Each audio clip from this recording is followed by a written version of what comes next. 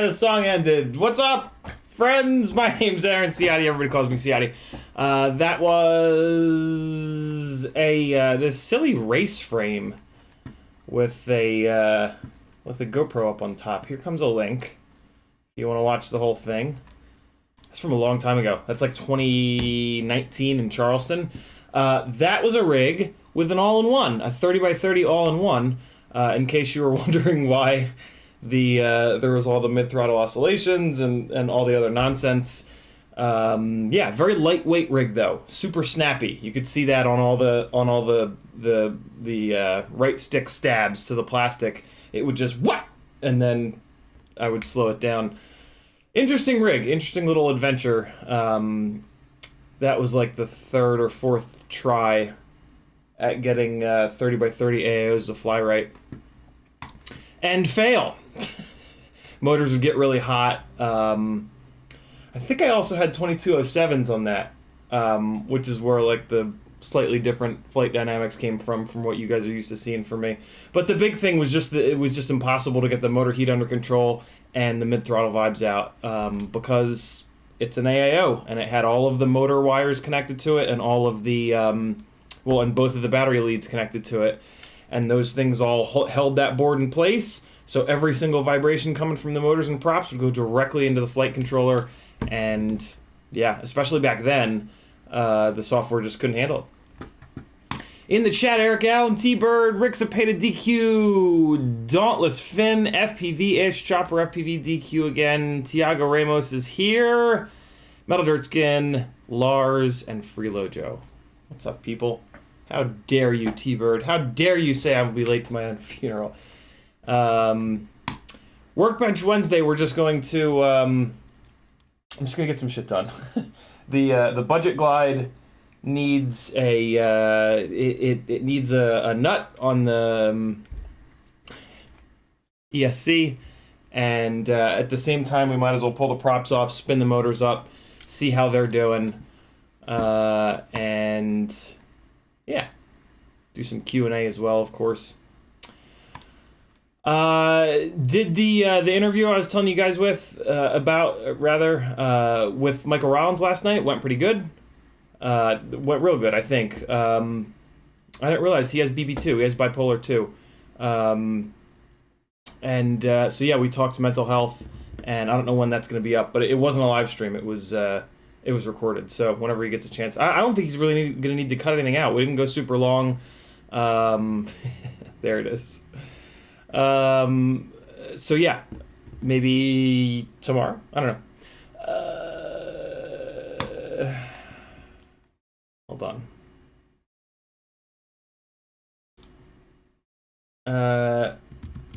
Absolutely it will.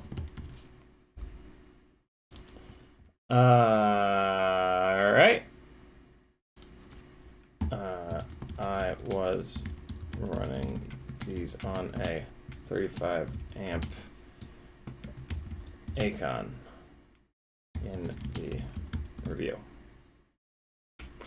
All right.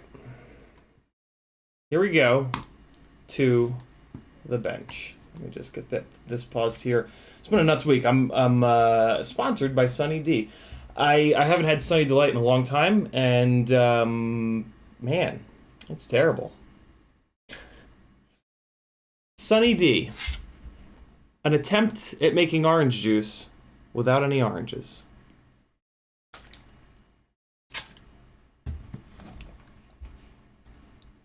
Oh, fuck me. Oh, God, it's just awful. Okay. I had to do the interview yesterday on this stupid C920, Logitech C920 webcam, which was kind of frustrating. But it actually, it did really well looking at a human being. So it wasn't that bad. It definitely doesn't like, as we've discussed, it definitely doesn't like looking at a workbench. I think, though, that I think I need to get a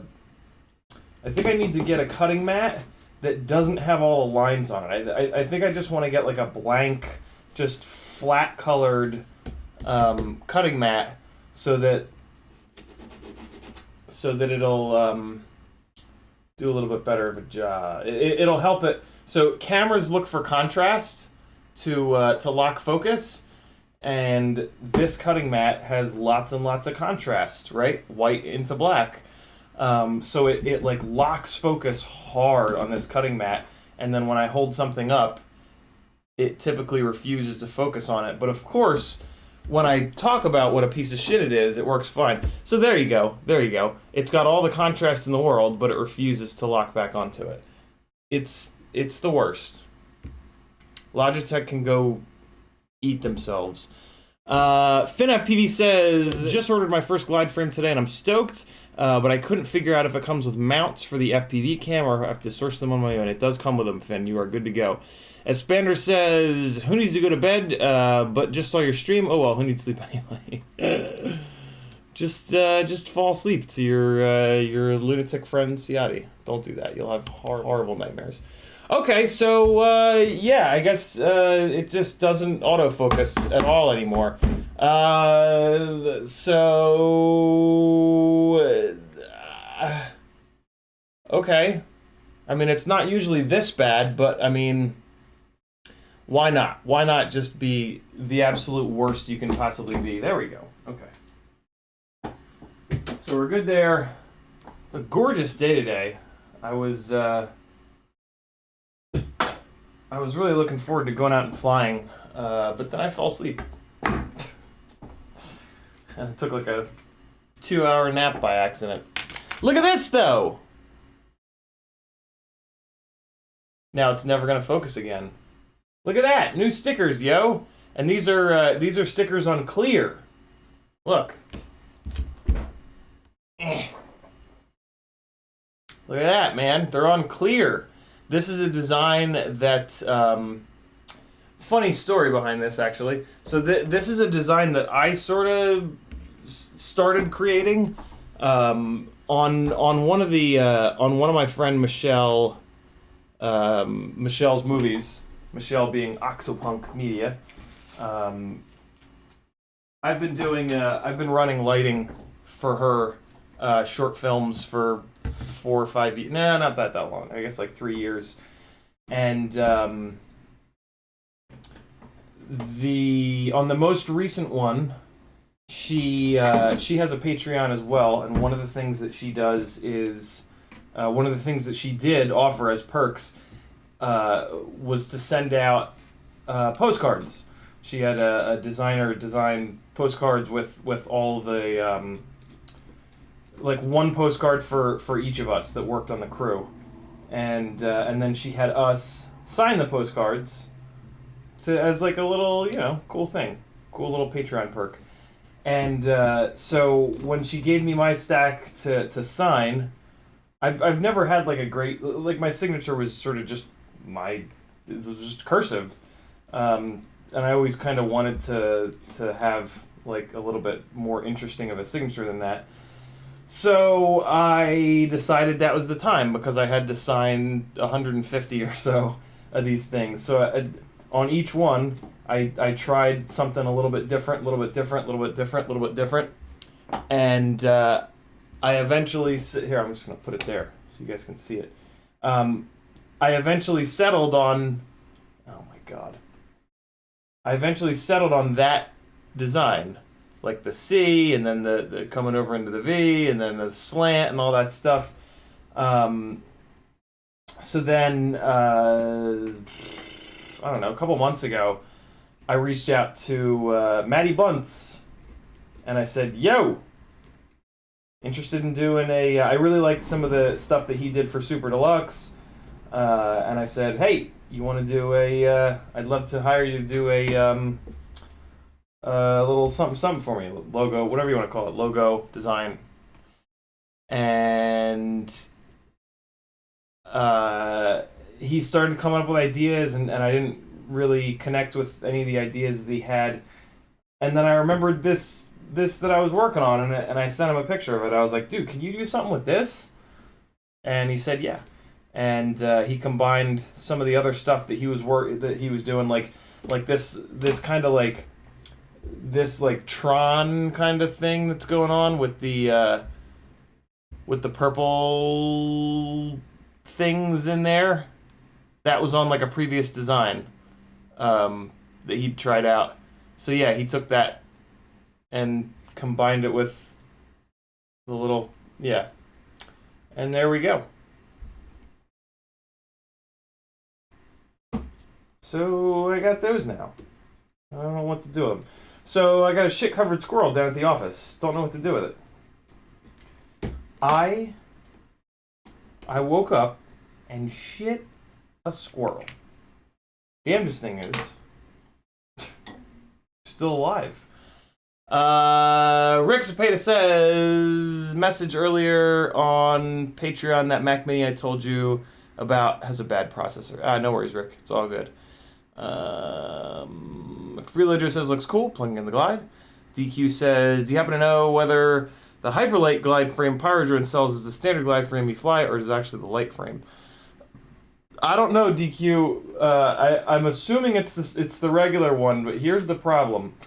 There's a reason that Bob moved away from Pyrodrone to have that frame cut. So yeah, and it wasn't just for fun. It was sort of quality related. So get the frame from FPV Cycle, and you'll get better quality carbon that's cut more accurately, basically, is what I'm trying to say there, without saying it. But I just said it, so. Oh man, I didn't realize I put a mic in this. Look at me go. The budget rig has a microphone. Jeez. That is crazy. Man, this thing has had the shit. I have pounded the hell out of this thing. I haven't been flying a lot lately, but when I have flown, it makes sense, right? It's the budget rig, so I'm gonna just torture the damn thing. What's weird is it's got the most expensive VTX out of any of my rigs. With it's got a Unify HV.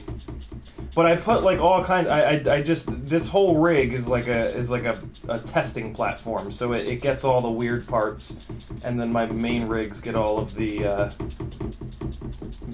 known quantity parts. Jesus, this top of this motor shaft is a little bit mangled. Yeah. Okay. So let me fix that, because that's gonna shred any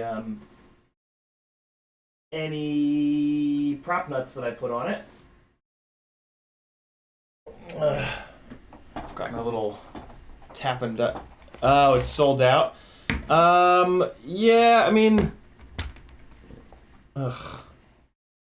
And with Chinese New Year, it might be a minute before it comes back in stock. That sucks. Yeah, I don't know what to tell you. I mean, I was buying the ones from Pyrodrone for a while, so I mean, they're not bad. They're just not as good. So it's kind of on you. If you can be patient, you can get a better quality. You can get a better quality one. But like I said, yeah, the one on the Hyperlight one on Pyrodrone's website is not bad. When the tap and die kit comes out, walk away from the garage. Make sure that when you do this, you do it upside down so that the little shavings don't fall into the motor. Sometimes I can do this by hand. Sometimes I have to get the tool out.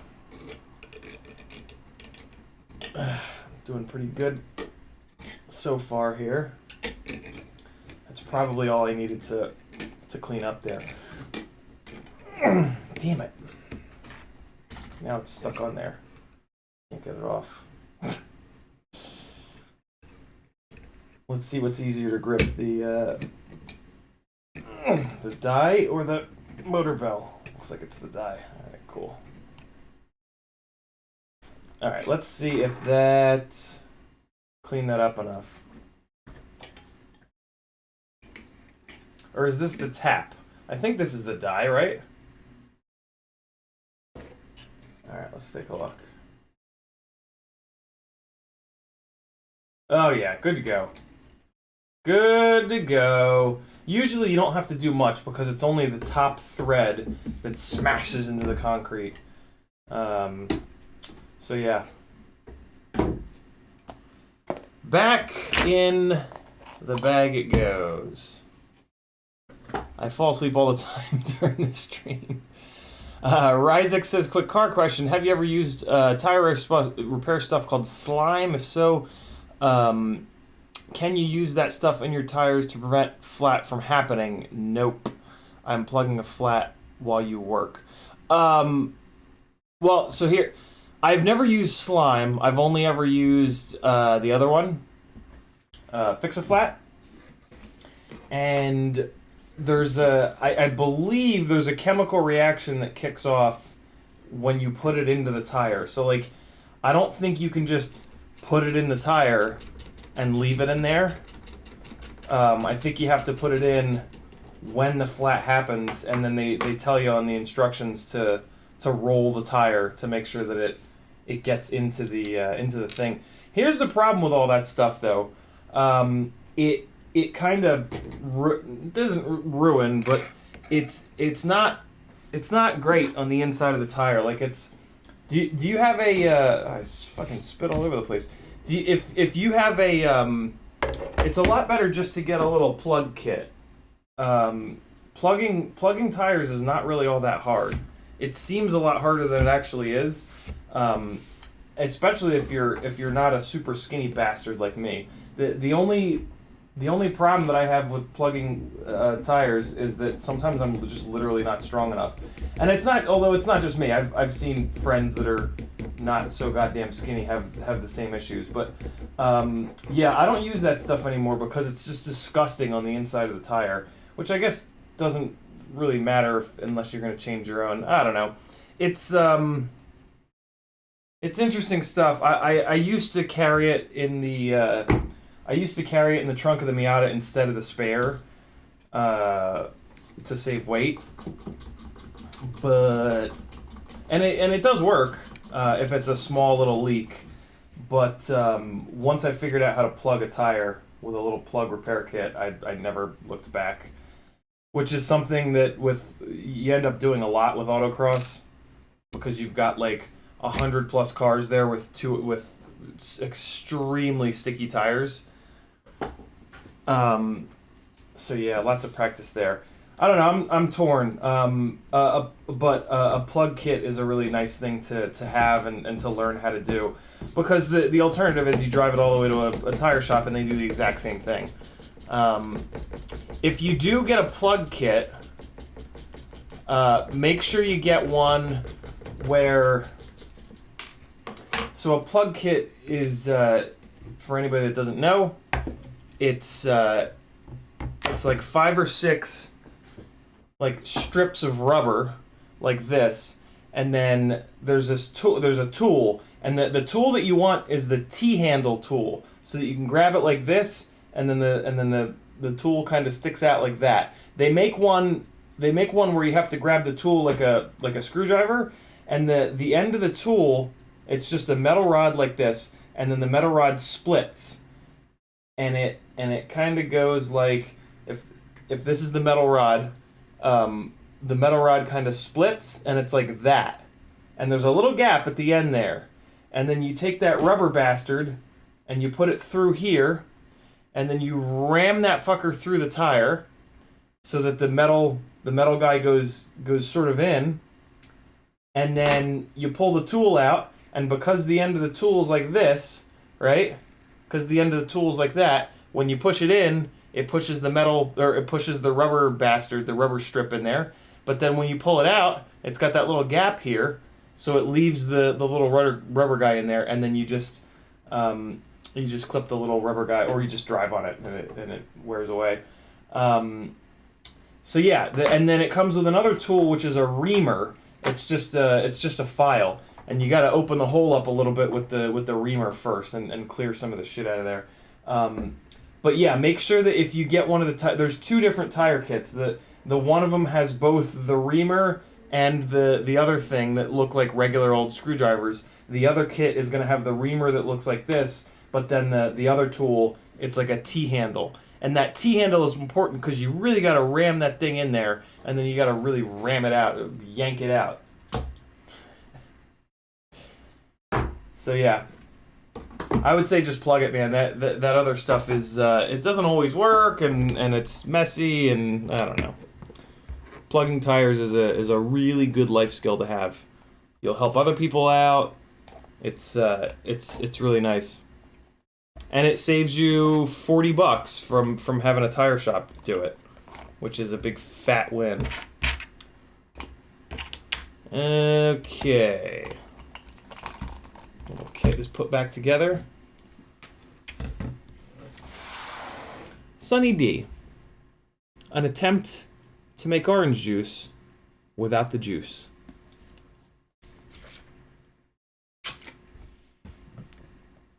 Oh, fuck. That's getting worse. Oh. Oh, it's in my nose? Oh. Gross. Oh, true. Tiago says you need a small compressor to fill the tire. Actually, If you're quick, you don't.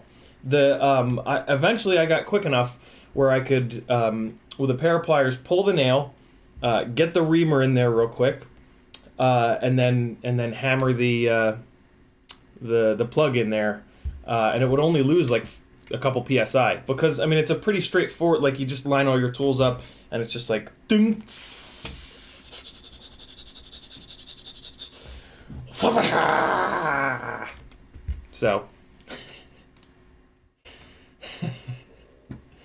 scrolling up.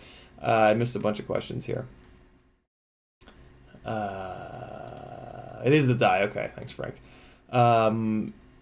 Tiago Roma says, I think you can get notifications on stock. Do you know when the new Magic... No, I don't know anything on... I haven't talked to Bob in a while.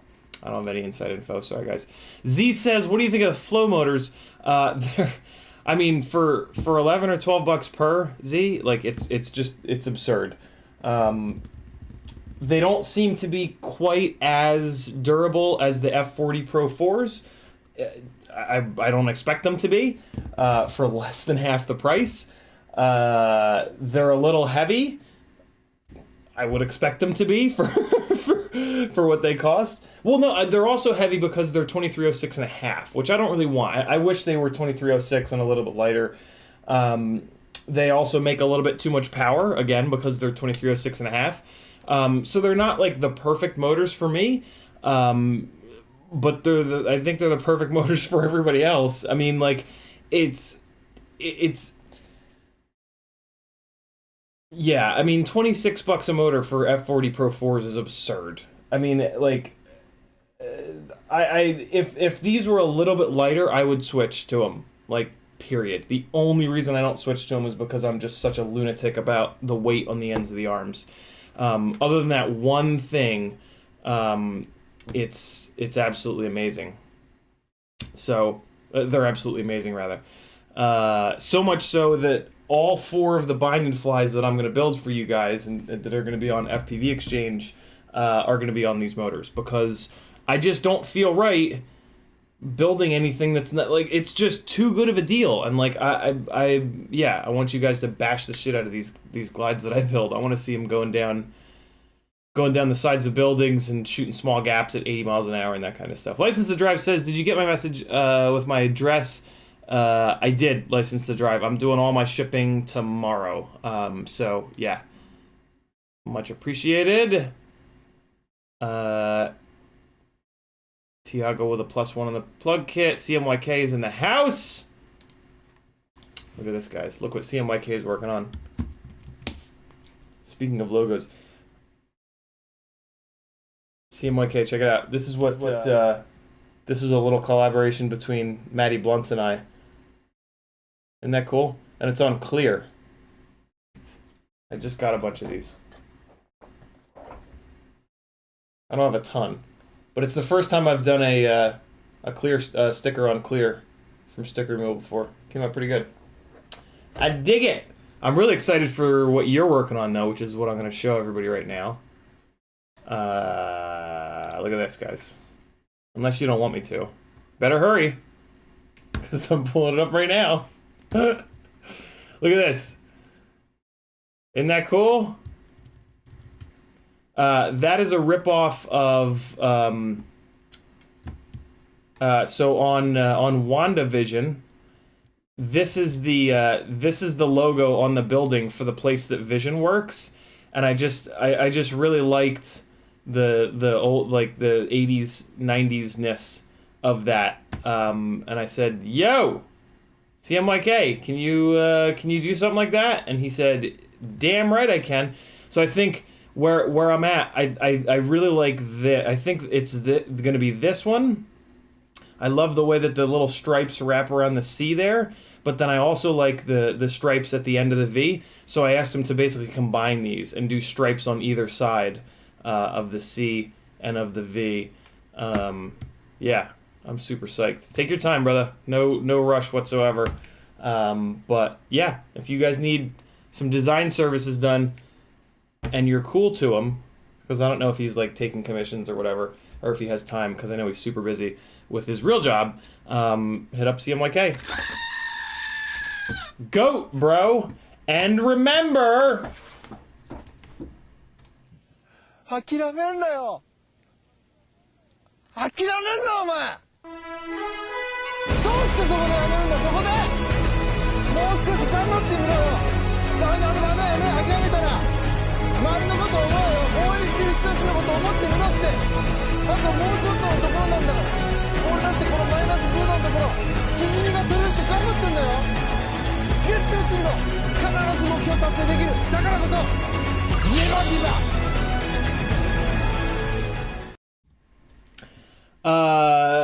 T-Bird says, just run tweels. What are tweels, T-Bird? I don't know what that is. I'm so old.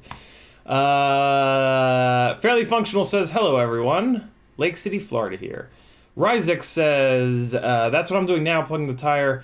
I've used Fix-A-Flat twice and it's not worked at all. Yeah, sometimes Fix-A-Flat just doesn't work. It's always worked for me, but I've seen it not work for people, and my God, what a mess it makes when it doesn't work. 1/4-inch holes in a truck tire, and I've used slime and plugged the hole instantly. Interesting. So it sounds like slime might be good. T-Bird with another that's what she said. Propaganda says, yo, big pimps. Tiago says, okay, we got that one. Chibi is here. He says, thanks for tossing the glide on the workbench. Started my glide build soon with the flow motors. Can't pass up the crazy motors for 85. Yeah, it's just bananas. Dauntless says, you had me and I thought I reworded the stream there. Obese Quad says, those flow motors, how do you like them? Bought a shitload, so that's what I'm running. Yeah, they're really good. They're just, I mean, motors are the most expensive part of the rig. They take the most abuse. And yeah, having a titanium motor shaft, $11 or $12 motor is just ridiculous. Like, it's just crazy. T-Bird says, add some vodka to that Sunny D, it can't get worse. I was thinking about it. Espander says, my very first job was at a tire garage, kind of loved plugging the tires. Nice, Espander. Frank Nicholas says, Lease on Leaf comes with no spare, a 12-volt compressor and a can of Fix-A-Flat. I've heard of manufacturers doing that. Connect the compressor blows the tire. The compressor blows the junk in and inflates the tire. That's interesting. Questy says, do you entertain technical questions on Workbench Wednesday? I don't want to be rude. Questy, that's super cool of you to ask. Absolutely all the time. Technical questions, always. The daily streams are so that I'm here for you guys to come and like, it's kind of like office hours. Yeah, so absolutely 100% of the time, always ask questions. Incredibly thoughtful of you to actually do that. And in stark contrast to yesterday's stream, where we had somebody that just kept asking questions over and over again, even after being banned, coming back with 4, 5, 6 different accounts. we get opposite end of the spectrum here, man. We get like total douche garbage people, and then we get amazing people like Quessy that are like not looking to derail the stream by asking questions. But yeah, that's what I'm here for, man, for sure. Fire away. YouTube did the thing, and now I'm struggling to find my spot.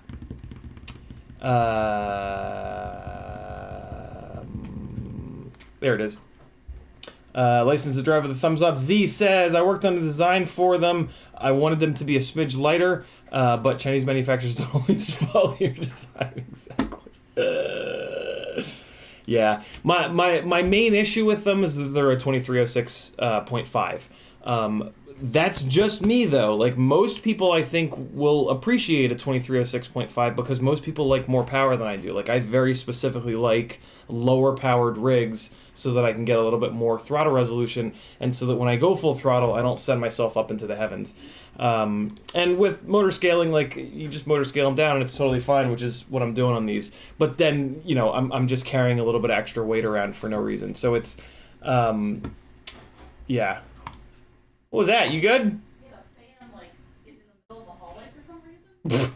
It's like not where it normally is, and I tripped over the fan. I'm moving the fan.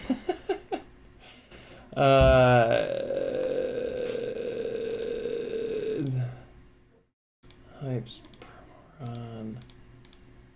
Okay. Okay. Hypes purple.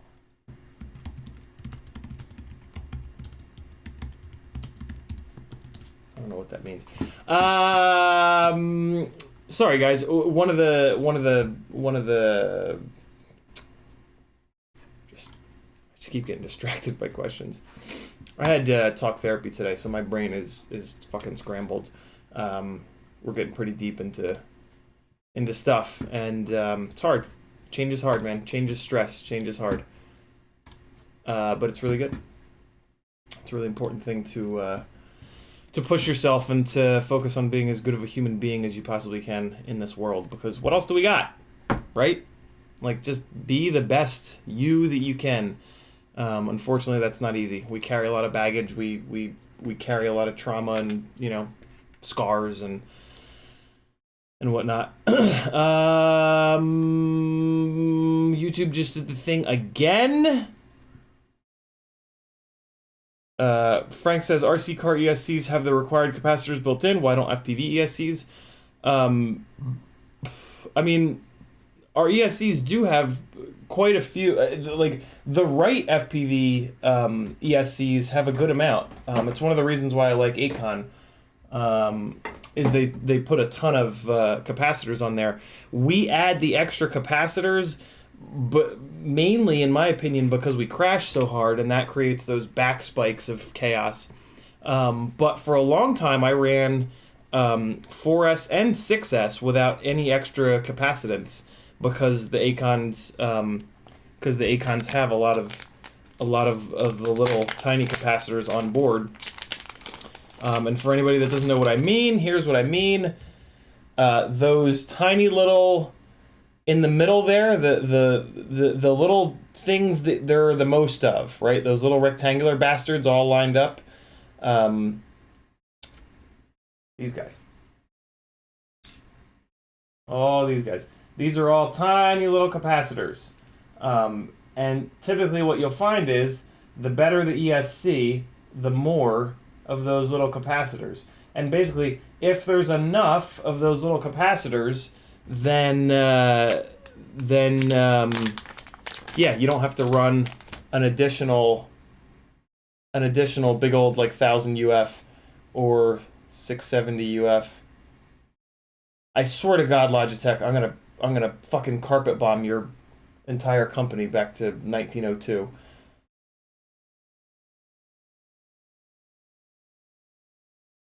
Dude, come on! Why? Why you do this? There we go. Sunny D. If you want orange juice, but you want it to make you make this face.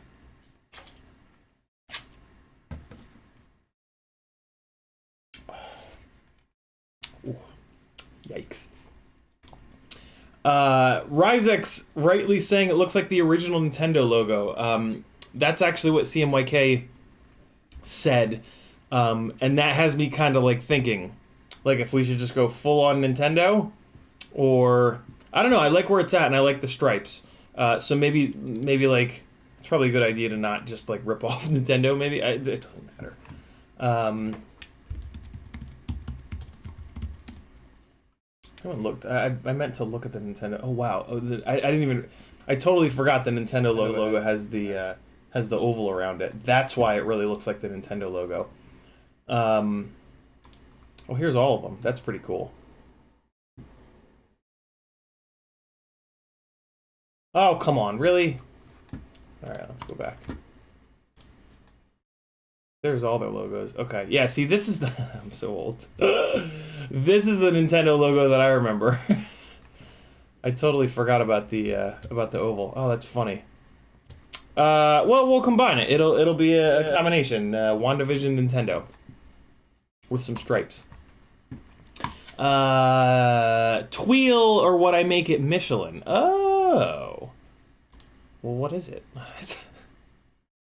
Grant R says, Newbie Drone Flow 2036 is $20. Is this the motor you're talking about? It is, Grant, but if you buy an 8-pack of them, they come down to either $11 or $12 per. Is it an 8-pack or is it a 10-pack? the big crazy motor deal? It's 8. Yeah, it's 8 motors. And they end up coming down in price quite a bit to a crazy, and it becomes a crazy value.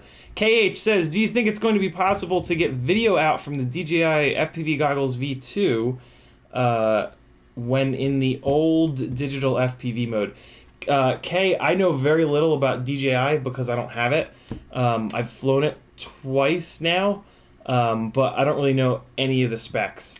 $12.50 each. Thanks, Aqualine.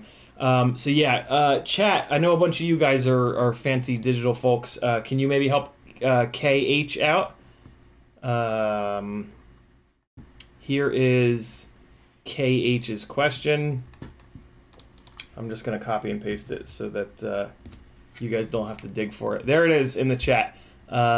Z says, makes sense. What do you think about the sub 250 rig setups? I mean, I've been doing that for a long time, so it's kind of my bread and butter. The ones that I've seen recently are AIO based, which I absolutely hate, because I like my rigs to fly good. So I don't know. I wish that we would bail on the AIO thing and build them with 20 by 20 setups. It's not going to be any heavier, but nobody. I mean, who am I? Orga says, today I spent a few minutes on getting a tiny whoop out of my hair. If anyone looking for a fast way to get Rastas, I think it might work. I've gotten a whoop stuck in Kristen's hair only once, and it was a pain in the ass. Maybe twice. License Drives says, thinking what to build with those Zing 1202 10,000s, toothpick, shark bite perhaps, but what frame and flight controller. 1202s are gonna be licensed. I would actually go tiny whoop with them. I would go with like a 75 tiny whoop or an 85-ish, and run it on 2S or 3S motor scaled down. Yeah, so I would go that route. If you were to do a toothpick, I would definitely go 2.5 inch. Don't try to go 3 inch. 2.5 inch toothpick would also work. Take a look at the Newbie Drone Savage B. I think that's on 1202s. Although I think that's on 3 inch. It is on 1202s, yeah. That one's on 3 inch. I think it would be a lot, but I mean, that's fine. You can get a TP3 3 inch toothpick frame and then just run 2.5 inch props. A 12 millimeter wide stator is gonna do much better with a 2.5 inch prop than 3 inch. Metal Derskin says, which is better, Sunny D or the Dacia Sandero? Dacia Sandero all day, for sure. Matthew Savu says, it's just as hot as Bardwell. CiottiFPV is just as hot as Bardwell. Yeah. Neither one of us are lookers, but, you know, here we are.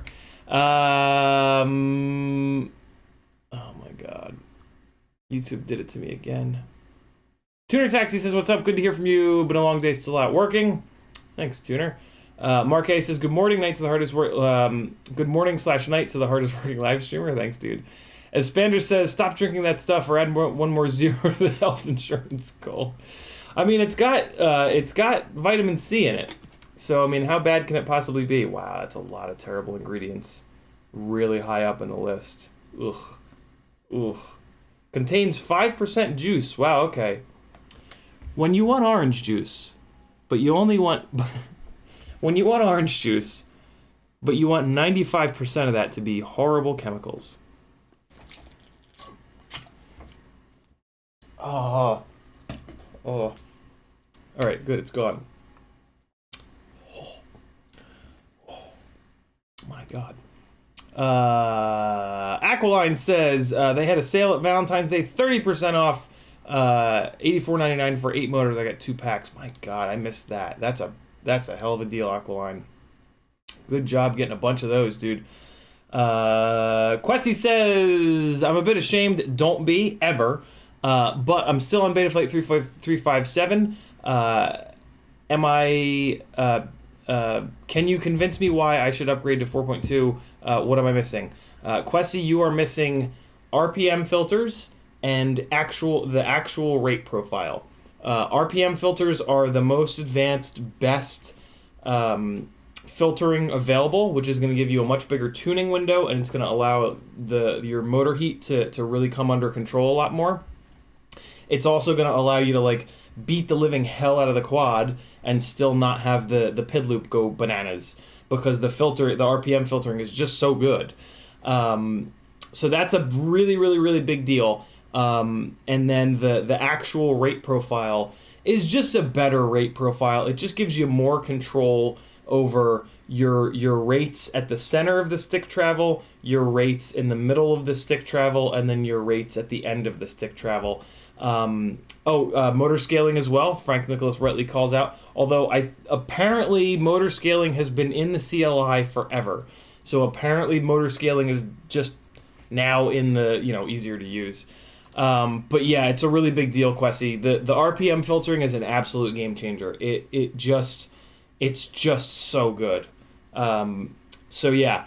And if you decide that you don't like it, you can just turn all that stuff off in 4.2 and have 3.5.7 again. Like there's some people that don't like the feel of 4.2.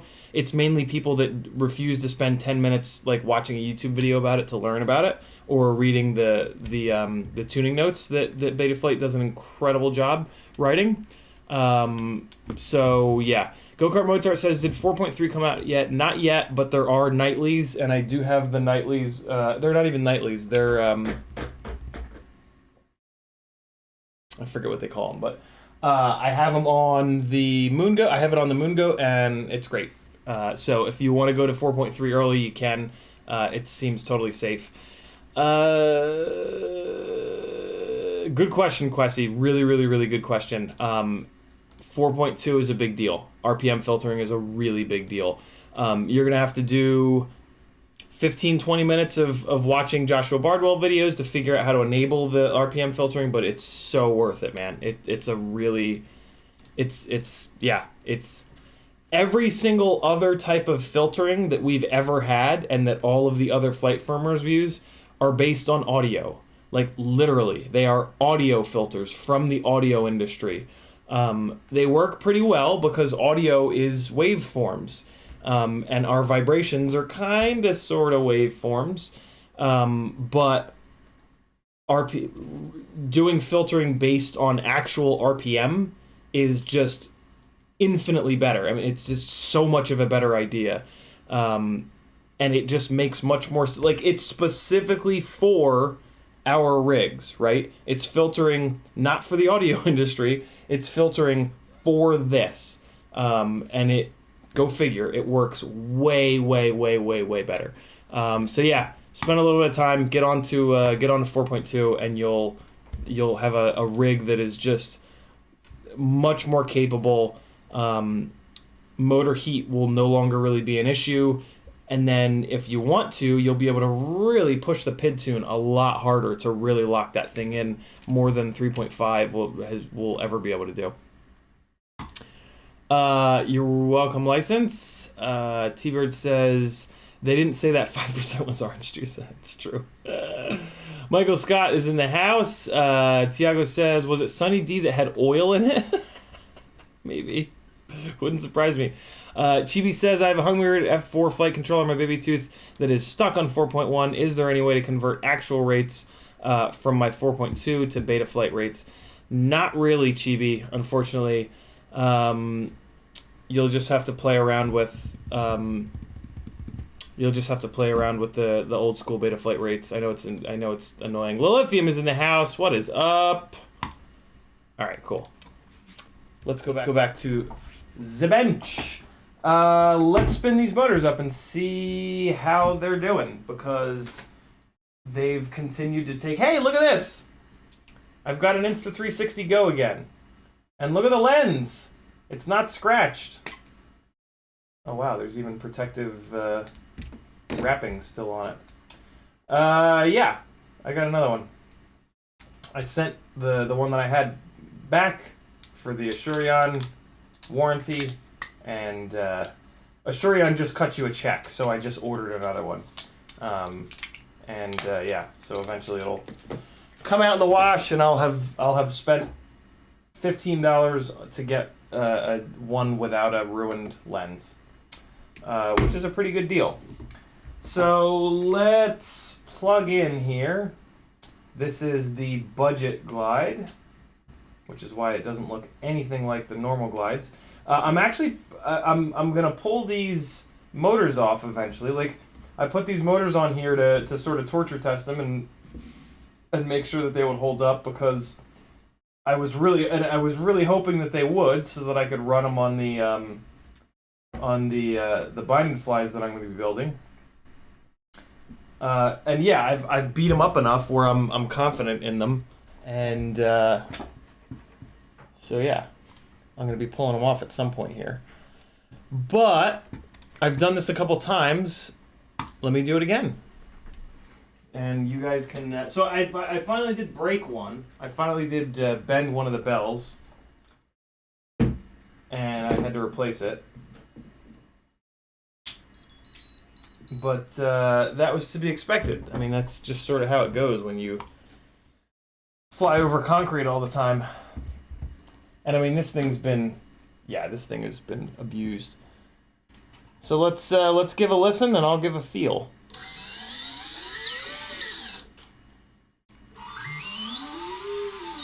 One is perfect. I think one is the one that I replaced. Two is a little bit more noisy. Wow, three is pretty much perfect. And then four is not perfect, but it's also not bad at all. So those are all sounding really good. Are these the... I think these are the 2400 kVs. So you guys will notice that I didn't ramp any of those all the way up. Mainly that's because this is... I'm assuming that these are the 2400 kV motors, and I have them on 6S. And in the motors tab, the motor scaling doesn't apply. So if you're going to do the 2400 kV 6S thing, the motors tab is the only place that you got to be a little bit careful. And you can, like I have a bunch of times gone 100% in here, and they turn a crazy RPM. You just don't want to leave it there. That being said, there's no reason to. Moving these motor sliders up to halfway, you sweep through all of the RPMs where all of the vibrations actually happen. So just in general, there's absolutely no reason to check your motors beyond the halfway point, because there are just no vibes up top, and that's what you're checking for, is vibes. So yeah, don't do that. Just don't do it ever, and then you won't even have to think about it. Eric Allen says, do you have any experience with emu flight? If so, thoughts? I do. I tried it on a couple of tiny whoops that were acting up, and it was exactly the same as Betaflight. Go figure. It's a fork of Betaflight with some, interesting things sprinkled on top. There is a version, the next version of emu flight that's coming is going to have RPM filters, so I am going to try it again. And we'll see. I'm perfectly happy with Betaflight. Emu Flight has some interesting stuff for tiny whoops in angle mode, but for acro, it doesn't really have anything that really interests me, if I'm completely honest. But I'll give it a shot. What the hell? Artem says, how crazy would it be to put 2004 motors on the Freibot QAV Cine? Unfortunately, Artem, you won't be able to do that, because they made the damn thing 9x9 motor mount only, and all of the 2004s are 12x12. That is actually a good thing, though, because that frame is only for 2.5-inch propellers, and 2.5-inch propellers are not heavy enough to require a 2004 motor. So, yeah, it's kind of a good thing that you can't do that, because that you would be extremely underpropped if you were to do that. You're looking for like a unfortunately the fact that it's only 9, let me double check that. I'm 99% sure, but let me just be 100% sure. Do I have a 12x12 motor floating around here somewhere? I do. Let's see. Here, I'll show you. So that's a 9x9 mount motor on there right now. And here's a 12x12. Yep. It is not 12x12 capable. Almost. I mean, you could get in there with a file and probably get it done, but then the motor's never going to be centered. So yeah, that's one of the things that I really don't like about the QAV Cine, and one of the main reasons that I haven't built it yet. So your motor options are very, very well.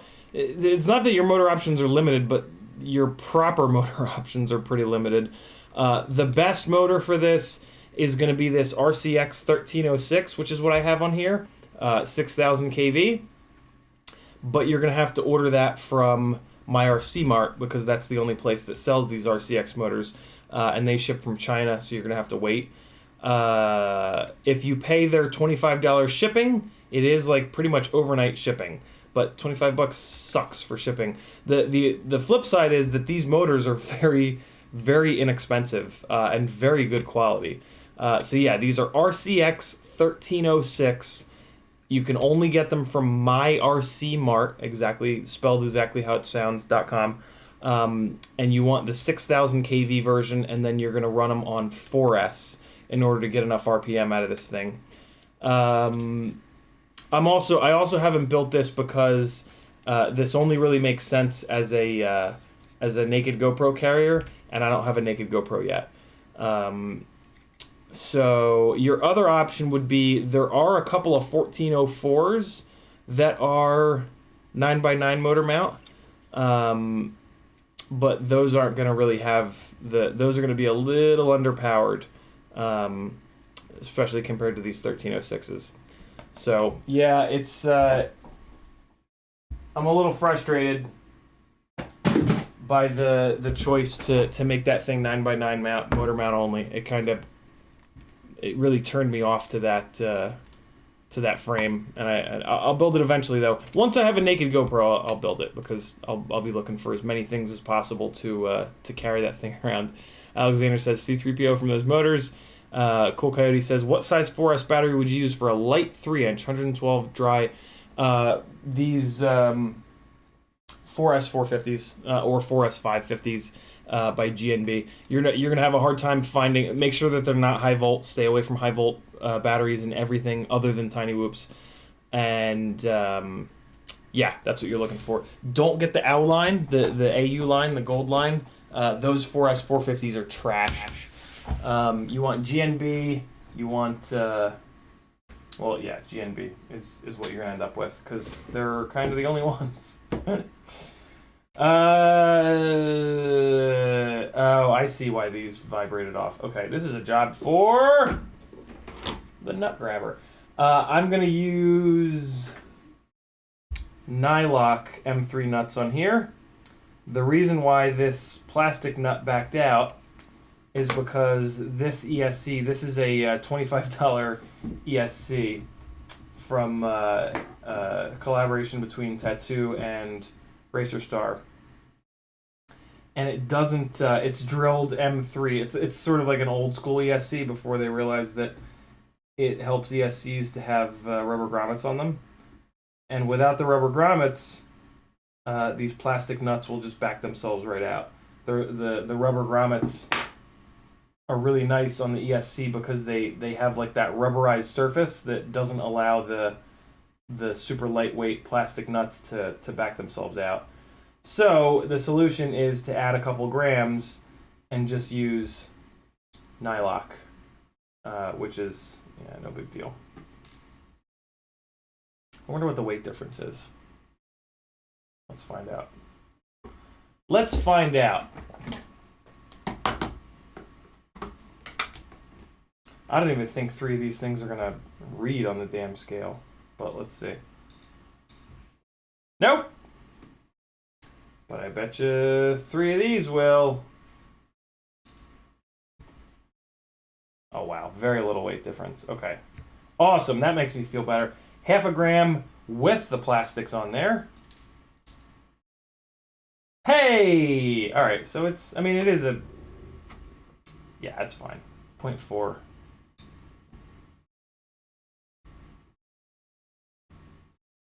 Yeah.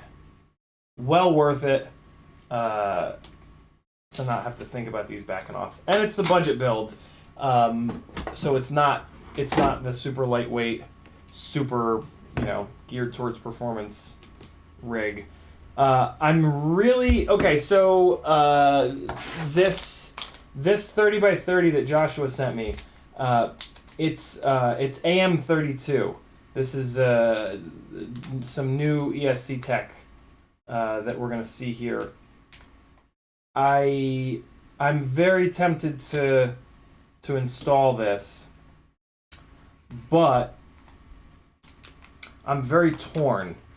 I'm tempted to put this in here because this is like the test bed platform anyway. But if I do that, I won't be able to head-to-head compare this to a regular ESC because this rig is all different. So I think what I'm going to do is wait a little bit longer, and I'll put this into one of my carbon copy glides so that I can do a proper head-to-head AM32 versus BL Heli. So, plus it allows me to be lazy and not install an ESC right now, which is, I'm really just not in the mood. It's a good amount of work, man. I got all this shit going on back here, hooked up to the battery leads, and it's whatever. Plus it's coming up on dinner time here, Gonna make some soup and croutons. Tomato soup and croutons coming up. Roommate Tim is in the house. What's the point of setting digital idle? I updated from Betaflight 417 to 428 and used UAV text presets and nothing else, and it flew incredible. A league ahead of how it flew before. Yeah, man, 4.2 is legit. So the digital idle basically will, especially if you like to run a higher regular idle in the config tab, the digital idle will allow the motors to come down as low as possible in RPM. So it just basically gives you a little bit more RPM engine braking. It's very subtle. I've never actually felt a difference, but there is a difference. Like it is doing something for sure. Like the maths are, you know what I mean? Like it's definitely doing something. Just because we can't feel it doesn't really mean anything, other than that it's not a huge concern, I guess, right? Like it's nothing to kill. Like if you can't get it working or whatever, or you're just being lazy, it's kind of like, nah, it's fine. But yeah, it sets the absolute minimum RPM that the motors will be allowed to go to. And that is typically a little bit lower than what your idle is. I mean, it certainly should be. You don't want your idle to be absolutely as low as possible, because then because that tends to land you in a place where you have zero throttle instability because the RPM will drop so low. So your idle in the config tab, that's what your idle value is when you're at zero throttle. The digital idle that you set in the PID tab, that is the absolute minimum that the motors are ever going to be commanded to go down to. That makes sense? Hope it does, because I don't know how else to explain it. Mark's got a really good video on it. I think Joshua also has a really good video on it. It's not hard to set. It takes a couple seconds, and it encourages you. Well, you have to go into the motor tab and do something to set it, so it's a really good time to check the health of your motors. So I kind of look at it as that way. Like if nothing else, it's just another excuse to check your to spin your motors up and make sure you got nothing weird going on there. So there you go. I do it on most of my rigs, unless I forget and I'm being extra lazy, and then I don't do it. And I've turned it off, I've turned it on. and I haven't really seen a difference. But again, like it's definitely doing something, and it doesn't make it worse, right? And that's kind of that's the reason why I do it, is because it's not making it worse, and if it's making it 1% better, well then if I do a whole bunch of things that make my stuff 1% better, they're gonna be a bunch of percent better, you know. So that's how I kind of justify it, and it doesn't take long. It's very easy to do. Which is a part of that. So there we go. ESC is tied down again. Motors sound nice and healthy. This is the rig with the toothless nano, which I like this camera a lot. I gotta you know what this rig does have though? It's got a whole bunch of video noise. I wonder if the Unify just doesn't handle video, because none of this has like a lot more video noise than all of my other rigs. All of my other rigs are on Tramp nanos. I wonder if the Unify just doesn't handle video noise as good as the Tramp, because they're all built the same. They're all wired the same. Interesting. And I don't really see, like, the video wire is the same distance away from the battery leads and from everything else. It's not really a fair comparison though, because this is not on an Acon ESC. But this does have a big old capacitor and has all the other tricks that I do to get the video to be clean. Although I did just notice that the camera ground is up here. I don't have the camera ground back on the same ground as the Unify, so that's not really a fair fight.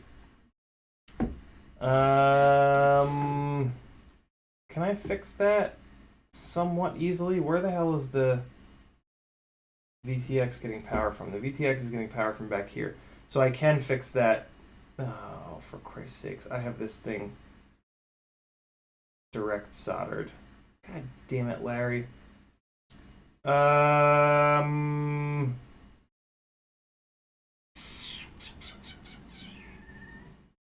gonna fix it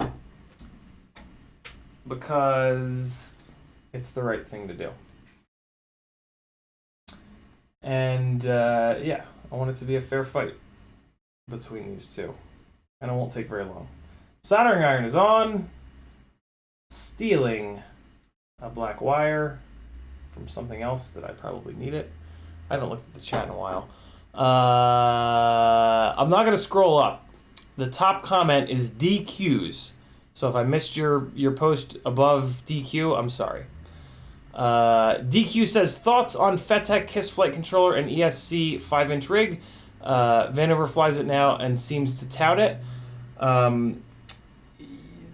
My experience with KISS was pretty negative. It doesn't have anything to control bounce back, and the filtering doesn't do a very good job. So if you're going to go that route, make sure that you can afford it, because basically to build a KISS rig is to build like a really high-strung Ferrari.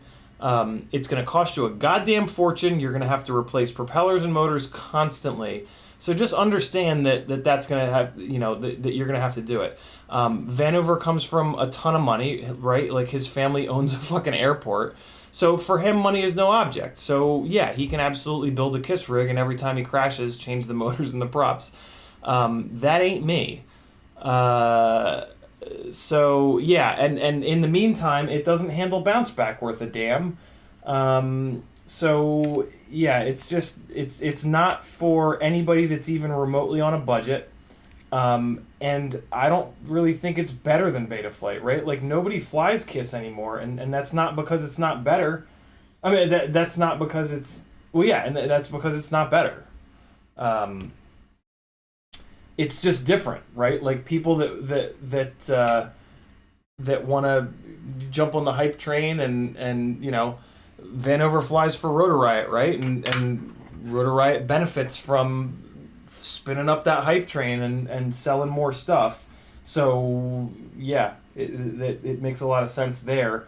But yeah, I mean, it's not better. No, if it were better, more people would fly it. And if you'll notice, the people that do fly it replace stuff constantly. And that's just sort of like a name of the game. The name of the game with that. If you want a budget KISS experience, just run Betaflight 3.2 from like 3 years ago. That's basically identical to what KISS is, because KISS hasn't changed anything in that entire amount of time. So yeah, it's definitely not for me. But if you just have to have something different and you can afford it, it might be worth a shot. I was super excited and I was like really amped up when I built that rig on it, and I thought it was going to be the greatest thing in the world, and I thought it was going to make me fly like steel and all these things. And my flight footage from it is just a lot worse than my flight footage from Betaflight. There was definitely like a different feel, like it definitely felt different, but it didn't feel better. It just felt different. So those are the reasons to do it. But do yourself a favor, if you're gonna go down that road, just be very mindful and just understand that like it's just you're gonna get a lot of bounce back. And that was really the deal breaker for me, because I really hate the way bounce back looks in flight footage. And the only way to get rid of the bounce back in KISS is to literally fly around it. And what that basically means is that you can't return the sticks to center quickly. You have to slowly return the sticks to center at all times. And there are certain movements and moves where when you do that, they don't look as good. Like I want my flight firmware to work for me. I don't want to work for the flight firmware, if that makes sense. Like, I don't want to have to fly around deficiencies in the flight firmware. And you absolutely have to in KISS. Vic Lanning, one of the few people that's still flying KISS, he's got a video about bounce back with KISS. And in the video he says, here's how you get rid of bounce back with KISS. You got to move your fingers to the center nice and slow. And that's how you get rid of bounce back in your flying. So, yeah, there's that. I was super bummed out. That was my experience with it. Like, I was so amped up and I was so excited, and then once I started actually flying it, and I mean, at first I was like, oh yeah, this feels different, this is great. And then like when I started looking at the flight footage, I was like, oh, this doesn't look very good. What's all this bounce back? And then I worked with Steel on tuning it, and it just, yeah, I mean, it's just what it does. So it's not for me, but if you're looking for something different, it's definitely different. That's for sure. It's definitely different. But just understand that it's like 2019, 2018. You know, you're kind of going backwards in time by going to KISS, just because they haven't changed anything of value. I mean, they've had little tiny things, but they haven't changed anything of value since like 2019, 2018, 2016, 2010, before quads even existed.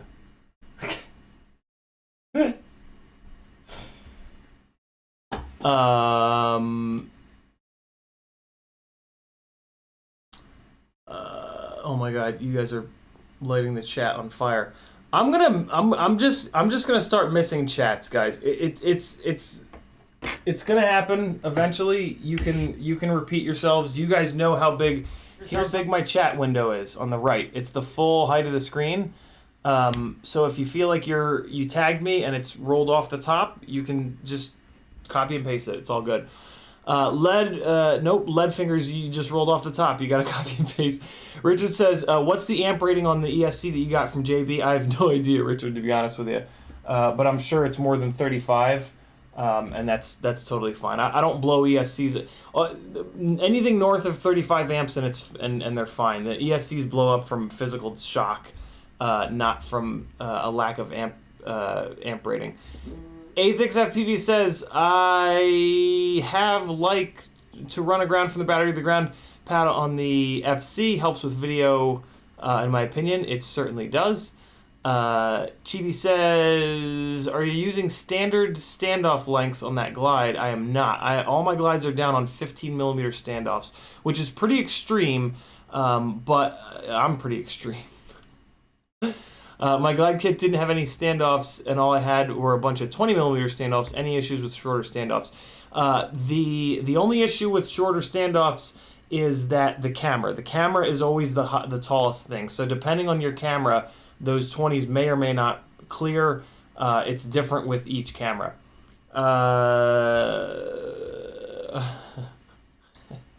Hermie Tim says, my RC Mart for all your peg leg, hook hand, eye patch, and parrot needs. Oh, hey, motherfuckers. Leadfinger says, swap to a Unify 9032, put a crossfire up front. That guy 90% there. Turning off telemetry helps more, but I noticed that it kicks on every 30 seconds. Oh, that's right. You were having that weird-ass telemetry video noise issue. It's so strange. Matthew Vega in the house. If my batteries are at 3.75 volts per cell after a flight, do I need to charge them to 3.8 for storage? Not really, Matthew. You're close enough. I'll leave batteries... Man, I mean, putting batteries at storage voltage, you only really need to do that if they're going to sit for, like, weeks on end. If you're going to fly batteries within, like, the next week or so, I'll leave them at 3.5. I don't care. It helps them a little bit to try to keep them at 3.8, but just realistically, like, if you're going to fly them 3 or 4 or 5 days later, and as long as they're not below, like, 3.5, you're good. I would just leave them. Leadfinger says, I think the Mini Mortal T makes it worse. Can't find a place for the big boy antenna on that little quad, though. Leadfingers, is it the Mini Mortal T V2? If it's not, I would try to get a V2. Maybe that has something to do with it. The V1 Mini Mortal T is useless. It's not tuned right. Maybe that has something to do with that noise issue. Probably not, but the V2 works a lot better anyway. Michael Yan says, trying to put the newer firmware on Fat Sharks, no matter how I save, extract, unzip, all that comes up on the internet is fine in PDF and doesn't do anything else with the goggles. I didn't even know you could do... I didn't even know there was newer firmware on the Fat Sharks. Hey, chat, anybody know anything about Fat Shark firmware that can help out Mitchell Yance? I am copying and pasting his comment. There you guys go. It's too long. I'm just deleting the end of the comment. It's going to look weird. If any of you guys can help, you'll be the best. Tiago says, you need to try high idle throttle like 8% with the digital idle. I have. I hate it. I hate running the higher idles. It just, every time I go inverted, it's just like, it feels like there's a vacuum cleaner sucking me back to the ground. But the zero throttle instability issues do go away, but I just can't stand it because I spend a lot of time inverted.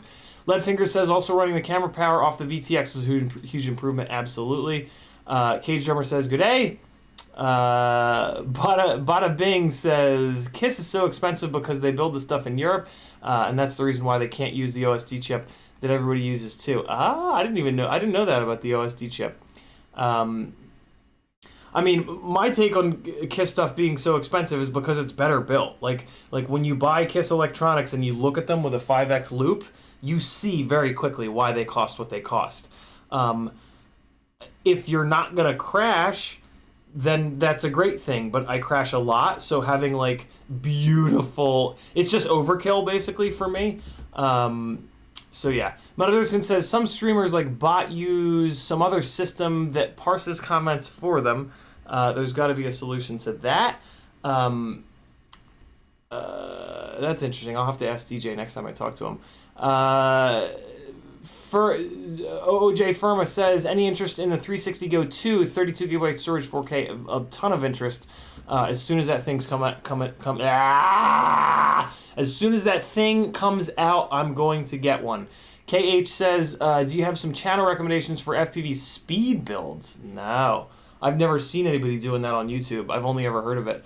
I feel like there aren't any channels that make detailed videos on that topic. Yeah, I don't think so either. Chat, if you guys know of anything, hit K space H up. Leadfingers says, I have all the same DTX camera RXs as my Tiny Trainer. I had to pull out all the stops to get the video noise down, literally every trick. Yeah, the other problem is that it's a Tiny Trainer, so it's an AI. That's the other issue that I have with AIOs, is that they don't manage noise nearly as well as 20x20 stacks. So yeah, that's another thing that Leadfingers is unfortunately going to have to just deal with.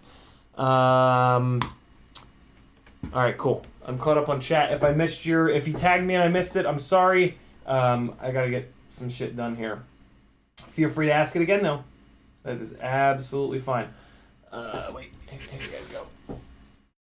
So I'm gonna go under this little bundle of wires here from the ESC to the flight controller.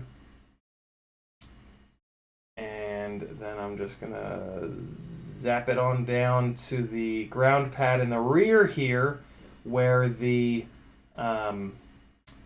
VTX is being powered. So I'm gonna give myself a little bit extra here. What? Come on. Really? These are new wire cutters. Why are they not, why did that not cut? They're starting to overlap. God damn it. I was hoping these would be good, but they're not. They're just like every other cheap-ass pair of wire cutters. Also known as dikes, but that's a bit of a harsh word. So I don't use it, because, you know, there's just no reason. Like, I know it feels bad when a word that you've been using, you find out that it offends someone.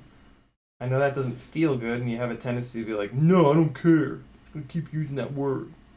But, like, fucking think about that. Who gives a fuck? If something that you're doing offends someone else, and it's easy to stop doing it, stop doing it! Like, your fucking freedom is not being taken away by not being able to use a word. It's a word. Who cares? There are other words. Be an adult.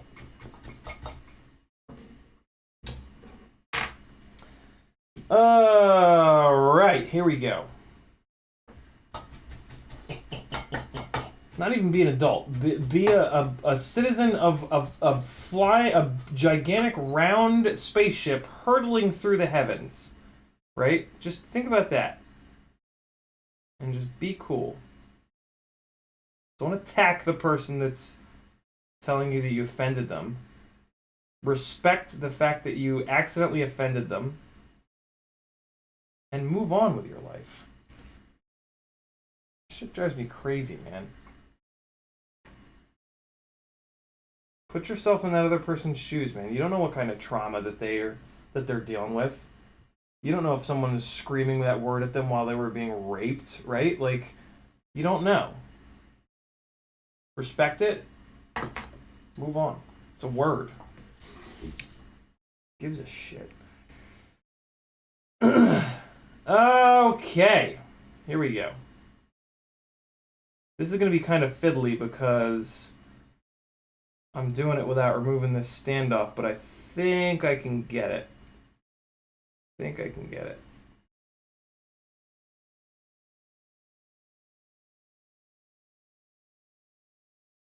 So how many of you guys were here the other day for the little meditation practice that we did?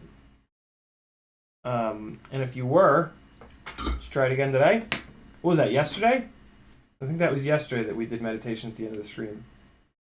We didn't really do meditation. I showed you guys a very simple form of meditation that you can do.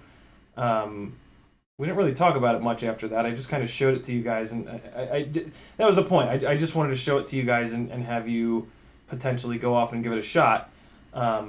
It's not something that's gonna like instantly make your whole world better. It's a practice. You got to do it a bunch. And I can't help but wonder if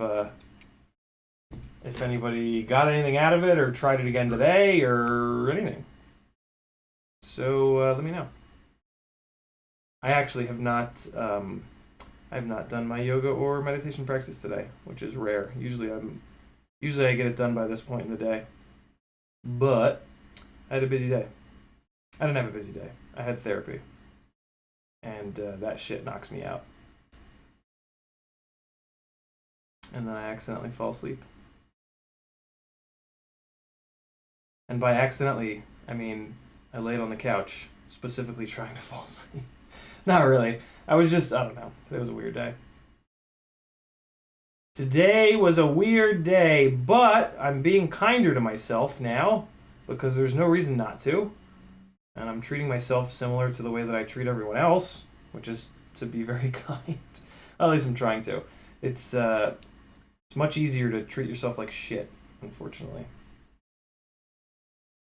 The evil part of the human experience. But you gotta realize those things first, and then you can work on trying to fix them. And yeah, there's that. God damn it, this is tough doing this with this standoff in the way and this pack of wires in the way. I really don't like this Mamba F7 flight controller. The way that the pads are laid out is really dumb. So yeah, this is not a flight controller that I recommend, especially for a glide build. For another kind of build, it wouldn't be bad, but it's not the flight controller for a glide. That's for sure. I mean, I could leave this the way it is, but it's not. It's just kind of too ugly. So I'm gonna get it in a little bit of a better place.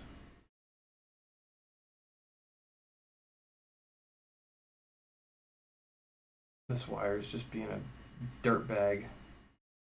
Being a teenage dirtbag, yo. Oh, there we go. Oh, that's it. Yep, there we go. That's what I wanted. All right, now the wire just isn't under as much tension. Grant R says, plugging my nose like a boss now. T-Bird says, breathing practice wasn't that last week. Maybe. I might have done that last week. I don't remember, to be honest.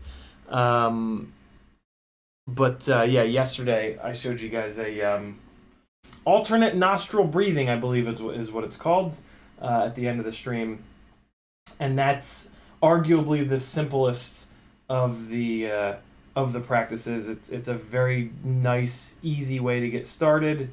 If you are able to do that, you'll be able to. Yeah, it's just a really good starting place. It's just a really, really good starting place. If you want to try to see if you can calm yourself the hell down by using a practice that many, many, many, many millions of people have really good luck with every single day in the entire rest of the world. And here as well, but the rest of the world is much more open-minded towards meditation. So, okay, that's cool. The video noise should be a little bit better. And we got our nuts on the ESC. And yeah, Budget Rig is back together. I'm going to go pound the living hell out of this tomorrow. I'm going to make sure that I fly tomorrow. And that's that. Let's throw the top plate back on. And then I think I'm probably going to shut this down. We're at an hour and a half. And I want to make dinner for Kristen and I. It's going to be the easiest dinner ever, though, because I'm just making soup and putting croutons in it. I could probably just walk away from this stream for a minute and get that done. I'll literally take a minute. Richard says, the new Mamba 20x20 has bigger pads. That's nice. Do you happen to know if they put the pads in different positions? Like, my problem is not the size of the pads. My problem is where the pads are. They've put the VTX pads on one side, and then they put the camera pads on the other side, and then then the plug header is kind of on the. It's just not. Yeah, the pad layout is just stupid. These manufacturers don't like they put the pads in places that that work for like their manufacturing without really thinking through the fact that it's going to go into a quad build. And typically in a quad build, your camera is up front, your VTX is in the back. And yeah, it's just not. And then in the glide build, when you run the 20x20 up front, the camera kind of gets near the 20x20. So the plug header, you really want it to be in the back. But if I were to rotate this thing around and do that, then the camera pads would have to run all the way to or the camera wires would have to run all the way to the back, and then they would be crossing over the voltage lines, and VBAT lines rather, and I try not to do that because that's one of the sources of video noise. So it's just a pad layout that doesn't make a whole lot of sense for a glide build.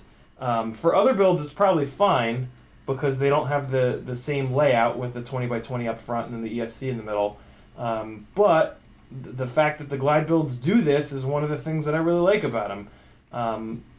It really helps with not wasting space and being able to drop your deck height down onto 15mm standoffs, which makes the rig, which helps with the CG and makes the rig more durable. So, yeah, it's most of the flight controllers are similar to this Mamba F7 in that the pad layout is just kind of all over the place, and there's just not a whole lot of thought that goes into it. And it's just, this is refining, right? This is refining this build, which I've been doing for, over a year. Probably coming up on damn near 2 years at this point. So, it makes sense. But it's the kind of thing that, like, I don't know, there's certain stuff that you can kind of figure out by just looking at the picture of it on the product website before you order it, and then there's other stuff that, like, just kind of pops up when the damn thing arrives and you put it in, and that was one of these. I just didn't, I just didn't think to really look at that. And that's my bad. But what I will say is it's been reliable. It hasn't blown up, and that's a good thing. It's a really good thing. Flight controllers can be very hit or miss. So there we go. Budget Glide is back together. And the arms are nice and tight. I think I remember cranking the arms down. Cool. So we'll see if it has less video noise tomorrow. Oh my god. There's no room for it. What do I do? Where can I put it that I won't forget it? I'll put it on top of my bag. How about that? Oh wait, no, let me throw some propellers on it. That gives us something else to do. I'm of course gonna put Gemfin 5143s on it because they're the best. Let's just cut right to it. They're the best propeller. I am going to try the T-Motor 4943s, which should be cool. Old Mad Maxlow says, do you remember your rates when you tried KISS? I do not. Rates were one of the things that I didn't like about KISS, though. Look at this girl. Look at this girl's shirt. Look at this girl that I live with and the shirts that she wears. Get closer so they can read it. It's just too good. It's there back. It is. I don't remember what my rates were, but I remember not liking their rate profile either. It just didn't. It wasn't what I was used to, but I couldn't get the rates. I couldn't get the center stick sensitivity. I couldn't get the center stick sensitive enough or slow enough. You hungry? Yeah. All right. So I can see. Yeah, I'm shutting what do this you want to do? down. I'll take care of it. Okay. I'm making faces at myself in OBS. That's a strange thing that I sometimes do. BlitzFPV says that 30x30 ESC and 20x20 flight controller do you recommend for glide build? By the way, hi from South Africa. The Aft Up sleep schedule led me to stream at 3 a.m. BlitzFPV, down below in the description are affiliate links to all of the gear that I use and trust. All of the ESCs and flight controllers that I run are down below. So, yeah, you got that. Sprayer FPV, I agree. Richard says the new F7 is slightly different. Everything is on the left side of the flight controller in 2 rows of pads. I'll have to take a look. Because if they move the pads around, I'm still looking for the perfect... Well, I've found the perfect 20x20 flight controller, but I can't get any anymore. Acon is discontinuing it, and nobody really stocks it, which is the Acon V1.1. So, yeah, I gotta find something else. So I'm on the hunt. What am I doing here? Thanks for dropping that Linktree link. Who did that? Was that Freelojo? Thank you, Freelojo. Look at this. I'm using the boxes now from FPV Crate to get a little bit more organized. Check this out. So the FPV Crate box. Oh God, excuse me, I almost threw up. The FPV Crate boxes. If you turn them inside out, this is actually the inside of the box. You can write on them. So I got like a box for 3-inch stuff, and then these are the sub 250 boxes inside out, and you can write on those too. And they fit really well in these cubes here. So yeah, that's pretty cool. Kind of getting organized. I don't know if I like using the so far what's happened is with the boxes, like this already happened during the stream. I had a moment where I was like, I don't feel like grabbing one of the boxes to show you. I was thinking of grabbing something, then I was like, nah, it's a pain in the ass. So I gotta get over that. I don't know. Seems like more work to grab a box than I used to have my stuff in little prop bags, like right up here in front of the camera and the workbench, and it was easy to like just grab it and, you know, here. I still have my motors in that bag. So yeah, I don't know. I don't know if I'm gonna keep stuff in those bags, or maybe I'll just shift what boxes rather. Maybe I'll just change what I'm putting in those boxes. I'll figure it out. I like to have a good. I put a lot of thought into like how I organize my stuff so that it's like easy and quick to grab, but at the same time, oh man, this is all gnaws the fuck up too. I gotta fix this. God damn it! I put the die away. Can't believe I did that. Double A says that's such a great idea. I know, right? I've that's like old pizza delivery guy Ciotti coming through. When I used to, I delivered pizzas for a long time. When I was in, that was one of my 3 jobs when I was going through college. And when you're not delivering pizzas, you're building boxes. And at some point, I realized you could build the boxes inside out because it's, you know, they're just score lines. And I've always remembered that. I've always remembered that fold-up boxes you can build inside out. What's up, FPV Trucker? How are you? Freelojo says, that's kind of ironic having glide parts in a sub 250 box. I know, right? 3-inch in a big box.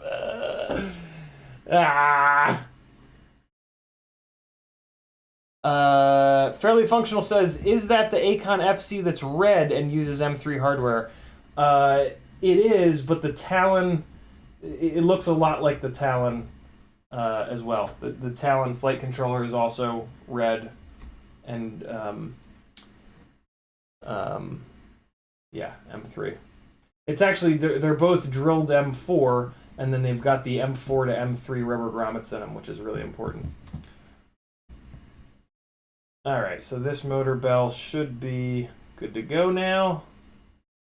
A couple quick passes with the die, and then a little bit of microfiber love to make sure that we don't get any metal shavings down into the motor.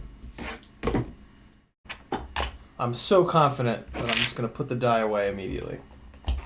I I swear to God, if I have to get it back out, I'm gonna stab someone. Okay. Get in there. Oh, it already is. Okay. And away we go. Hi! Hi! Hoo! Ha! Oh. Got that. Prop on. Sick of Life says, I come right into you. Oh boy. Yeah, it happens sometimes. So this motor shaft is now repaired. That's what she said. Get your questions in now because your boy is about to go make dinner. It is soup and croutons night. I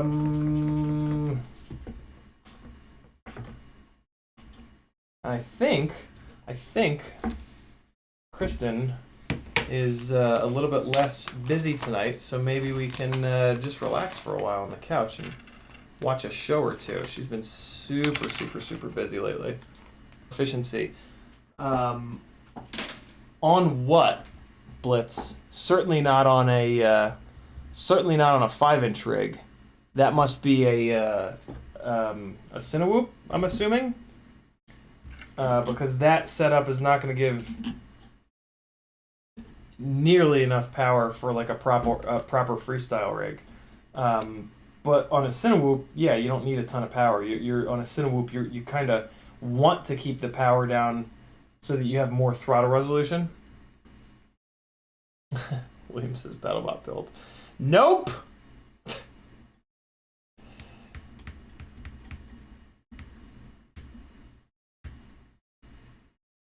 Mad Maxto says, you ever see RPM filtering cause a motor to dip? Nope. It can't do that.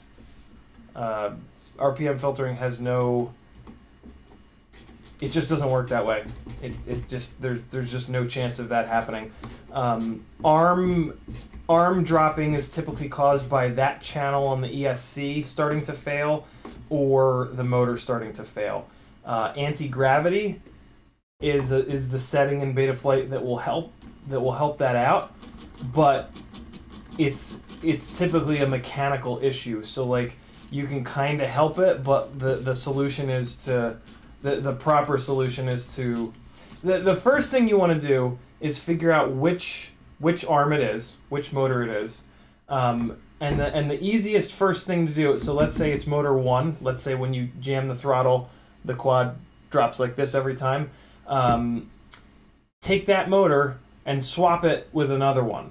That's the easiest thing you can do, and see if the problem tracks. And now you know if it's the motor or if it's the ESC. Hopefully it's the motor, and then you can just replace that motor. If it's the ESC, yeah, live with it for as long as you possibly can, because replacing an ESC is a pain in the ass.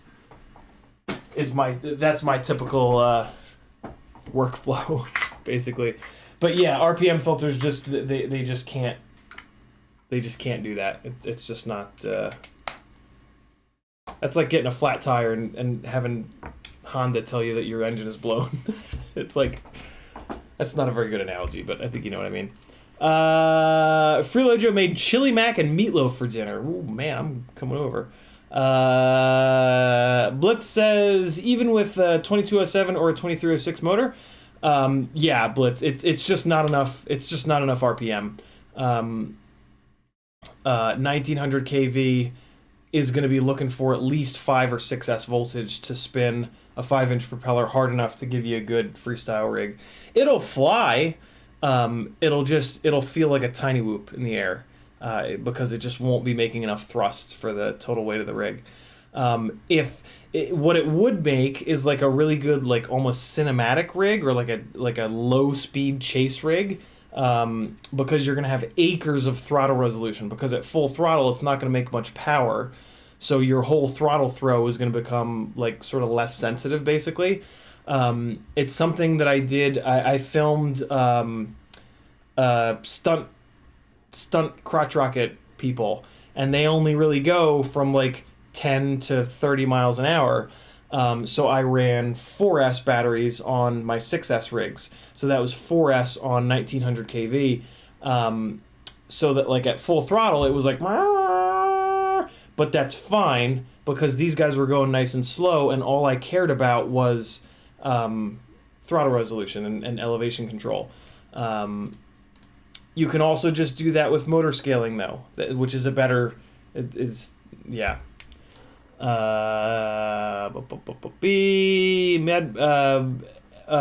Mad Maxlow says it goes away when I turn it off. Interesting. Okay. Then he also says happens at the ends of flips and rolls and punched out. Swap motors already stayed at motor 4, so it's an ESC issue. So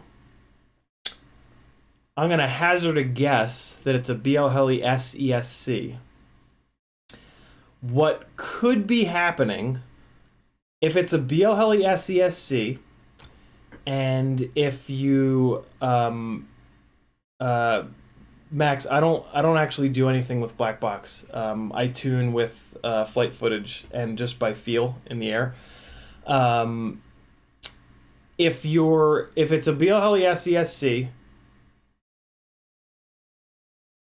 go from, and if you're on D-Shot 600, drop down to D. You should do this even if it's a BL Heli 32 AC, just to continue the troubleshoot. Go from D-Shot 600 to D-Shot 300. Also go from 8K to 4K in the configuration tab. See if that helps it.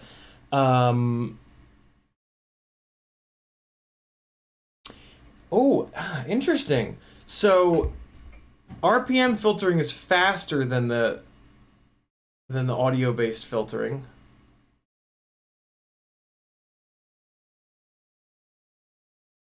Huh.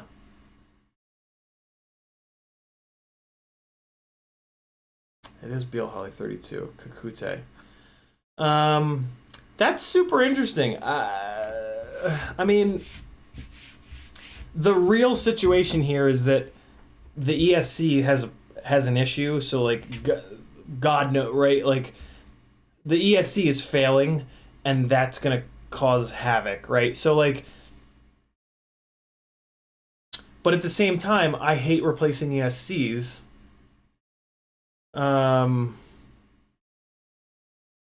Really interesting issue. What I'm thinking is the RPM filtering is faster, and it's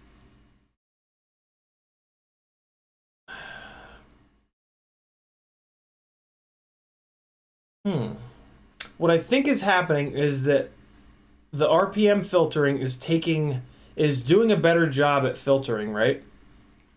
And that's allowing this problem to show its face, basically. Whereas when you turn off RPM filtering and you have just the audio filtering running, the audio filtering is not working as good because it's based on audio tech, and it's not giving you full power to the other motors. I think what's happening is that the RPM filtering is allowing the other 3 motors to get more power than that one. That's the only thing that makes any sense. That's a really interesting issue. Next time I talk to Harold, I'm gonna ask him about that. That's Try dropping from D-Shot 600 to D-Shot 300 and try going from 8K to 4K. I'm super interested if that helps it at all. But yeah, I mean, when ESCs start to, my God, I've seen some weird shit when ESCs start to fail. So I mean, it could just be, yeah, the FET that's failing or the gate that's failing or whatever might just be confusing the RPM filtering, I guess, something like that, you know. Super interesting. Great, I mean, great troubleshoot so far, and thanks for bringing that up. That's pretty cool. Double A says, could it be a setting in the ESC firmware that could make a dip go away? I doubt it, but Who the hell knows? What an interesting issue. Artemis Prime says 54 people, 25 thumbs up. Go show Ciotti some love. Thanks, Artemis. Much appreciated, my man. Good to have you.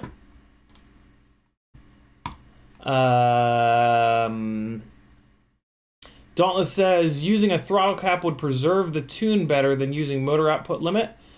We talked about on the stream the other day with Spatz, Mark Spatz from UAV Tech, and he said possibly, but it's kind of it's kind of chasing the dragon. I'm not gonna do it just because it's too much.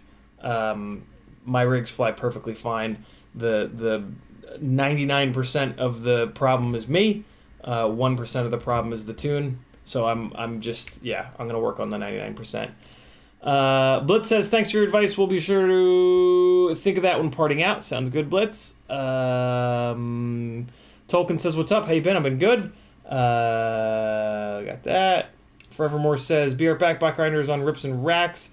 I'll be back though. By the time Forevermore comes back, this stream will be ended. Tolkien says, tell him to reflash his ESCs.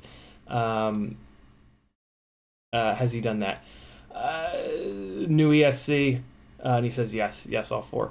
Yeah, I wouldn't think that reflashing would do anything. I mean, if an ESC needs to be reflashed, the whole ESC is not going to work. Like an arm dipping is like it's like 0.01% of what's going on in the ESC. I mean, you never know, but, and the last comment of the night is going to be Dauntless. I mean, using a throttle cap to go slower in slow chase situations. I'm on the motor output limit train. Yes, Dauntless, for sure. For sure it would. Because just dumping the motor output limiting down would kill the PID tune. It would require you to raise up your PID values. So yes, absolutely. Loose prop sounding, not loose prop. Dauntless, that sounds like a failing motor or not enough filtering, typically. You're certainly welcome, Reckless. Since it only takes 60 seconds, I'm going to hit you guys with Dr. K, the Healthy Gamer, GG's simplest meditation practice. If you do this for 3 to 5 minutes a day for 3 or 4 days a week, you're going to be a happier person. So wipe your nose out. You can do this at any time. The goal is to do this 20 minutes a day every day. If you do this 20 minutes every day, you will literally, like, science unequivocally shows that your brain will rewire itself in a much better way, and you will just, in so many ways, be a better person. So here's 60 seconds. If you want to do this along with me, great. If not, you're just going to watch me do it at the end of the stream. You're going to sit up nice and straight. You can sit on the floor, you can sit in your desk chair, it doesn't matter. The key is to just do it. Just do this. Don't get obsessed with doing this well. You just have to do this. Like with many things in life, you just have to do them. Just do them every day. You sit up straight and you make this and you use one finger to block one nostril. If your nose is all snotty, it's fine, whatever. There's a million other meditation methods, but this is one of the simplest ones. Doing this with your hand and doing this with your nose gives you something to think about. You're trying to empty your mind and just be in the present. Thoughts are going to come. That's okay. Let the thought go. This is going to be your way of letting the thought go, because every couple seconds you're going to have to do this. So your brain is going to have to think about this, and whatever thought was up there is going to hopefully fade away. And then when you're done doing this, your brain is going to be clear for a second. And then another thought's going to come. That's okay. The point is just to keep doing this over and over and over again. Richard, nice. So you do this, and all you're doing is you're blocking one nostril. You breathe out, in, you block the other one. Out, in, you block the other one. Out, in. Every time you do this, your brain has to think about this, and this is something that you're doing in the present. This is not catastrophizing about what's going to happen next week at the meeting or beating yourself up for something that happened a couple years ago. Cool?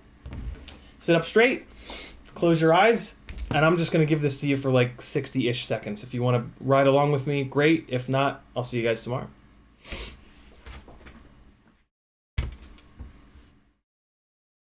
Remember, out, then in, switch. Out, then in, switch. When your lungs are full of air, that's when you switch.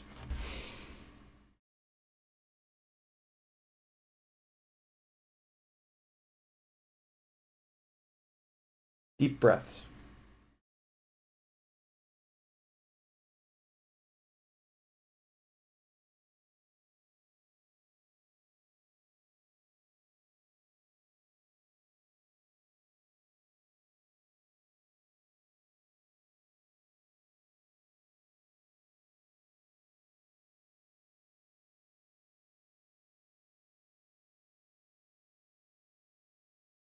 Clear your mind.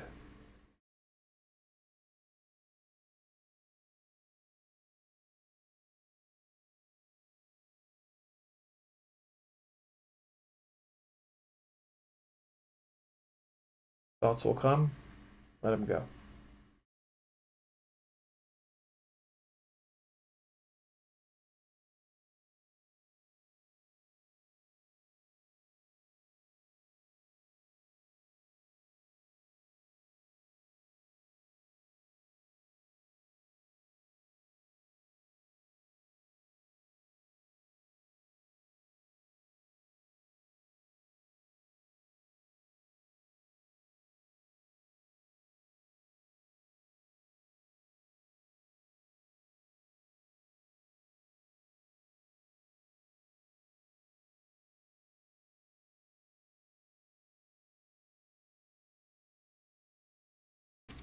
That's it.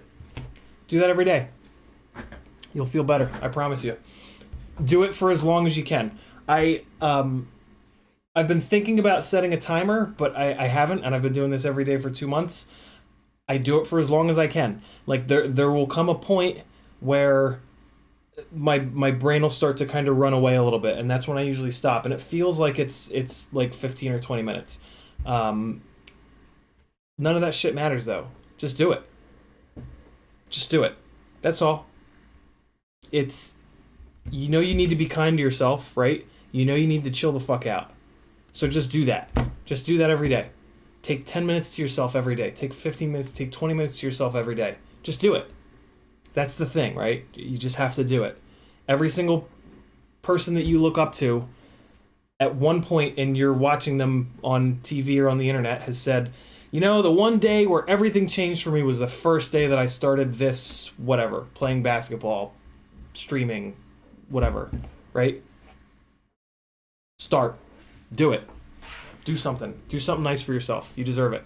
Cool? Thanks for hanging. If you become interested in it, there's hundreds of other meditation techniques. Some of them will connect with your brain better. Some of them will not, and that's okay.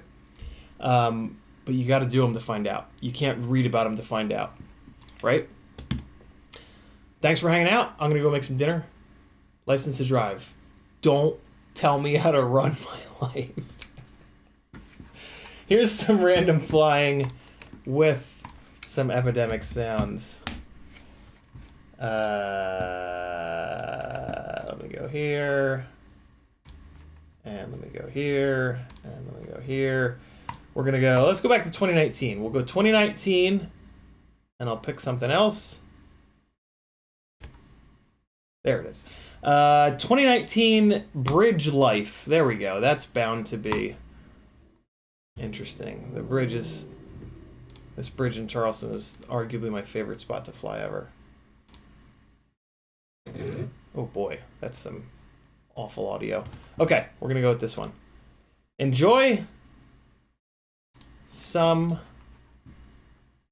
flying from your boy, CiottiFPV. If you want me to keep doing this full time, jump on over to CiottiFPV.com and click some buttons, affiliate links, links to Fiverr, links to all different spots.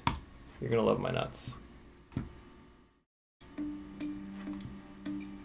Apologies if this song blows. I'm just randomly picking it. Here you guys go.